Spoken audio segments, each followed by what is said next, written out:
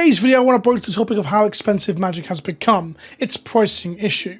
I'm going to talk primarily at first about the upcoming limited open in Vegas, and then talk a bit about the perception of Magic from the outside and its current new players as a very expensive card game. Do you miss the glory days of Grand Prix, of paying a set fee, walking in the door, sitting down to a big tournament, getting your packs, opening them up, building a sealed deck and playing some competitive Magic? Well, don't worry, it's back. Well, kinda. And it's not being called a GP. Yesterday on social media, Wizards of the Coast announced there will be a limited open at Magic Fest Vegas. With a player cap of 2,000 people, this is a limited tournament, sealed event for Wilds of Eldraine. That means 2,000 people, and limited if you are new to this and you're fresh to Magic. Limited is where you open boosters at the table and build a deck there and then. Constructed, you bring your own deck. Limited, you build it there and then. 6 packs, make a deck and play. It's a classic format used for limited, i.e. non-constructed tournaments, in the before times, prior to COVID. In many ways, it's a leveled up pre-release with no seeded pack or promo that you can play. You're playing 6 packs there and then. If you qualify to day 2 by going normally 7 or 8 wins in the first day, you play 2 drafts in day 2 and then qualify to a top 8 if you do really well. That's the old style anyway. This tournament will be the first of its kind, its size since COVID, and it has a prize kitty of 100k, 20k for first place. The snag here, the punchline to all of this, to this joke, is that it's $65 to walk in to the venue and walk around for the weekend. It is the door price. It's the door price for the con. I'm going to come back to that in a moment. On top of that though, you have to pay $160 to enter the tournament, to enter the sealed limited super duper tournament. 160 bucks, which means the entry cost for this tournament is $225.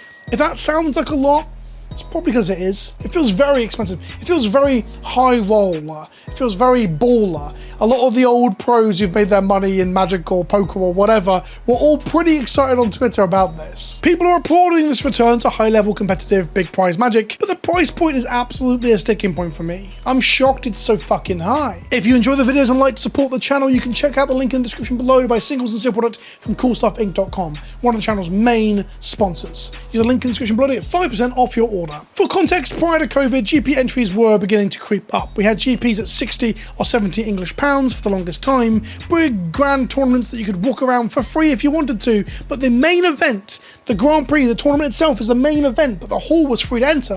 The main event was 60 or 70 quid. This would normally get you a playmat and a promo card as well. At one point, they were giving away Stoneforge Mystics and Batter Skulls, 2 separate years of GPs, which were $20 or $25 at the beginning, and they'd slowly go down in prices. The market was flooded with them, and they'd climb back up. The promos, excluding perhaps Progenitus, were always pretty good. The year of myself going to my first GP, Goblin Guide was my promo, and that was hype. That card was playable in Standard, and it later on became a modern staple. This card was great. Eventually, the prices began to creep up where they trimmed the fat a little bit. You'd be able to pay for entry into the main event, or a little bit extra to get your playmat and promo.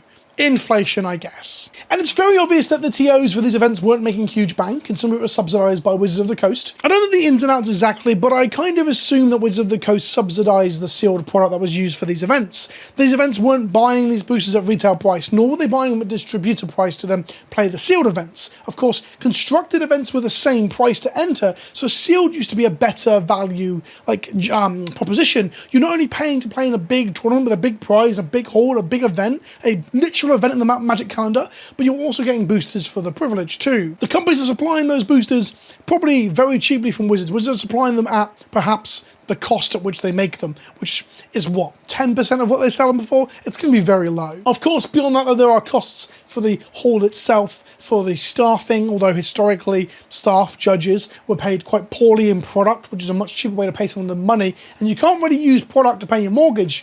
You kind of have to sell that product on secondary markets to then get them. It's a bit of a mess there. But these things weren't cheap to do, and they weren't turning a huge profit, but TOs were managing to hold them and walk away and hold one the following year. So there must have been a bit of money in there somewhere. And this helped to build Magic and Magic's whole competitive system. If you did well at a GP, usually in the top 8 or top 4 or first place, depending on the size of it, you'd qualify for the Pro Tour. It's one of those things that you didn't need to qualify for, but it was a big tournament in the calendar, so you would just pay to go and play. I used to play a lot of main events and scrub out, made a couple of day 2s, and then eventually realised that actually I have more fun going to the Grand Prix, later renamed Magic Fests, not entering the Grand Prix, which is the main tournament, but playing Modern and Legacy on the side, chaos drafts, meeting friends, seeing old friends, meeting new people, gathering, vendors, the whole shebang. I think the convention experience of a GP was one of the biggest draws of it all. Commander on the sidelines. Command zones came about because people were playing Commander casually on tables, getting moved around because a draft was firing on the table you were sat on. That's a rite of passage. So I'm glad to see them move towards the convention thing. For the current set of cons, I'm going to Command Fest at the end of this month at Axion's Command Fest. I'll put a link in the description below for that. So if you're at Command Fest in the UK in London at Twickenham Stadium, I'll be there. I'll see you, I say hello, might even get a game. But I'm glad to see him go towards these conventions. Absolutely, that's part of the appeal. But these huge halls filled with nerds all competing or playing inside events was a massive part of what makes Magic Magic for me. They are a focal point of the Magic community, where people meet, gathered, and felt like a community. Like I said, I stopped playing some main events to play the side stuff. They used to give an aspirational element to your local community as well. Like, I can remember swaths of people that I played with in Southampton and Bournemouth all going to Manchester, Birmingham, or London, all being there for the weekend, seeing people that you know from your local area, all aspiring, some of them doing well, some of them not. The bad beat stories, the good beat stories. It was a rallying call for the Magic community, both for the casual side a little bit and the competitive side. Something that we've sort of shifted the other way to with Command Fests. Pre-COVID and the transformation of the world and suspension of event spaces, we did see changes already. They cut coverage of the larger GPs, so we couldn't watch them on Twitch anymore.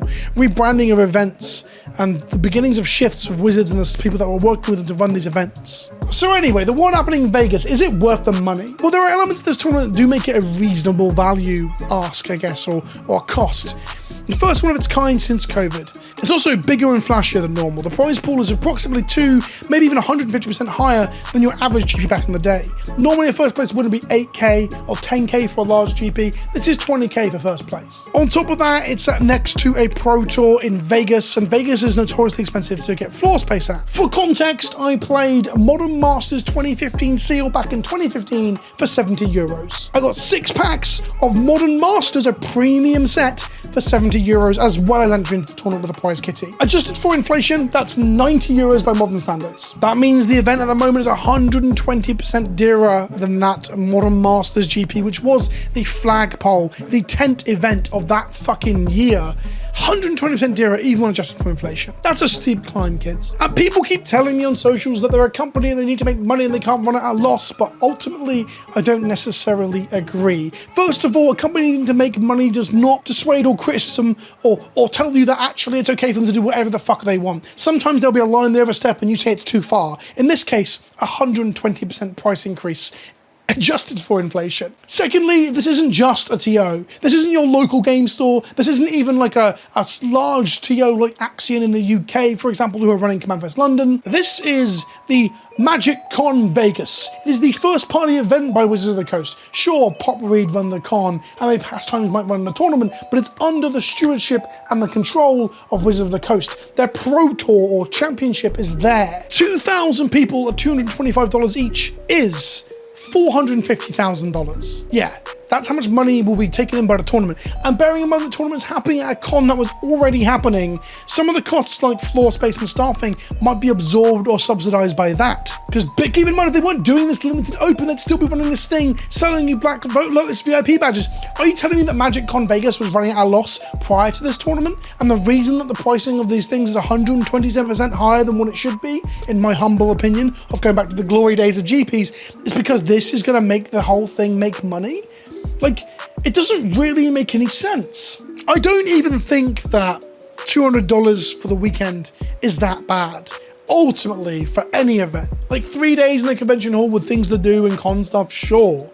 But it is so much dearer than what it needs to be, could be, or even was. It's not wrong for someone to compare something nostalgically to what was before, especially what might have been a golden age. We might have been underpaying for GPs dramatically. There used to be this thing where, like, if a friend came with you for the first time and did want to enter the main event, they'd ask if they had to pay to get into the hall. And you would say, no, of course not, don't be silly. But now that's not the case. And if I'm honest with the way that events have gone and how things are situated now, I don't think a door fee is even necessarily a bad thing or incorrect. I think stopping the place from being flooded with people in terms of like when it's like one of the only events of the year, for example, or also just taking money to recoup some of the costs that a Las Vegas convention center might be, even in off season, isn't a bad thing. $65 is a little bit steep, if I'm honest. I think that's a little bit high, but I guess it's only $20 a day, right? But the idea you pay for that and the ticket for the main event, how are they not rolled into one? That's disgusting. And all of this bugs me the most because of how expensive it is compared to everything else. Right, like to enter the Las Vegas Open, which is a Warhammer tournament held by Frontline Gaming, it's around $160 for both the floor pass and the ticket for the main championship. And the prize money is a lot lower, like top prize is only $5,000, but they do need to provide terrain, for example. And this is also an independent tournament organizer. This is not Games Workshop or a billion-dollar company like Wizards of the Coast. This is an independently created thing. I think I have a lot more leeway for the growing costs of putting on events for smaller or more independent tournament organizers than I do for the billion-dollar company making the game, the one that holds all the cards when it comes to making the game accessible and not expensive for new players to aspire to play at a high level. Pokemon events, significantly cheaper too, with like day passes for spectators who want to go to one of the convention style championships or worlds being 20 or 30 bucks. I recently had a Pokemon player after a game at my local store. I played some paper Pokemon last week. Said to me afterwards why they don't play Magic. They said, A, the games take too long. So the perception of Magic is that the games take 3 fucking hours and that the game is too expensive. Not just from the cards being expensive, which they are, like Shieldred is 60 bucks. The most expensive card in Pokemon stand at the moment is £10. But then they see online that the One Ring is in $30 or $40 boosters, that the tournaments that they're running are $200 to enter, that even the boosters coming out right now, the draft, the single normie booster you can't get a One Ring in, the simple draft booster Lord of the Rings are a premium price compared to other boosters. It's a pretty damning image, honestly. Magic standard format right now, the price of a deck is one of the worst in the card game sphere. It trails behind a few things like Flesh and Blood for how much a deck will cost you to build, but the average Magic deck in standard is 2 or 3 times the cost of what a Pokemon standard deck is, for example. 1.5 Shieldreds will build you Mew VMAX, or Miraidon EX, or any of the standard decks at the moment in Pokemon. The Pokemon videos are coming. In the next couple of days, I'll be talking more about Pokemon versus Magic. But the point I'm getting at is that there is a bad perception from the outside looking in. But the image problem isn't just from outside looking in. The game itself just feels more expensive than it ever has, as we chase $1 million lottery cards in $40 boosters, and we up the price of limited tournaments by 120%. It's like, where does this fucking stop? Don't forget they tried to sell us $1,000 boosters last year with fucking proxies in them, essentially. Look, I love Commander. I've loved it for 14 years since I started playing in the summer of 2009. The format will always have a soft spot in my heart. I play regularly, I talk about it, I make content on it, but it isn't all there is in Magic. And competitive Magic, through tournaments like this, an aspiration, a tent pole, a flagpole, a flagship event where your local community can get together and travel to it and be there. That's important to Magic. Command Fests do it a little bit. People are rallying around the Command Fest in London a little. I do know quite a lot of people who are going. And that's good. But is that all we've got now? Is that everything? You want to reinvigorate Standard? You want to be more than just Commander because you realise that's not the only way to make money?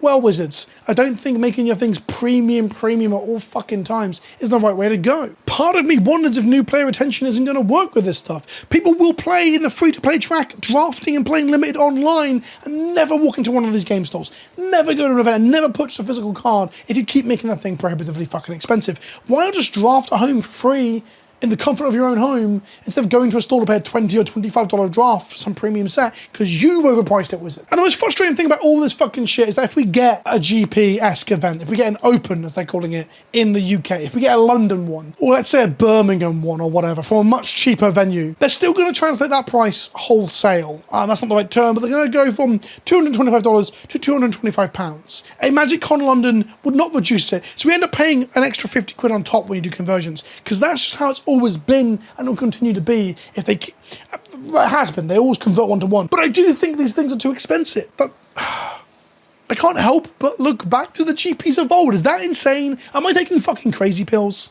I wanted to do some more positive angle content today, talking about some of the cards from Commander that excite me, and some of the other stuff that I want to make videos about for the other channels as well.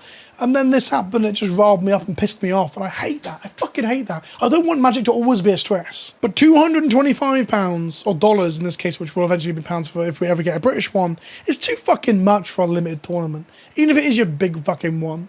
How exclusive does your club look if you only have one of these fucking things at that value proposition? Nah, it's too expensive. Sorry. Let me know what you think in the comment section below. Am I insane? Am I just an old man shouting at clouds? Has it passed behind us and now they can just, because they're a company, they can fleece the shit out of us? Is that how that works? Please tell me in the comment section below. I've been Vince, also known as PleasantKenobi on the internet. Don't forget to subscribe for more content like this and also some stuff talking about EDH cards that I think are hot right now. Some Zoolander shit.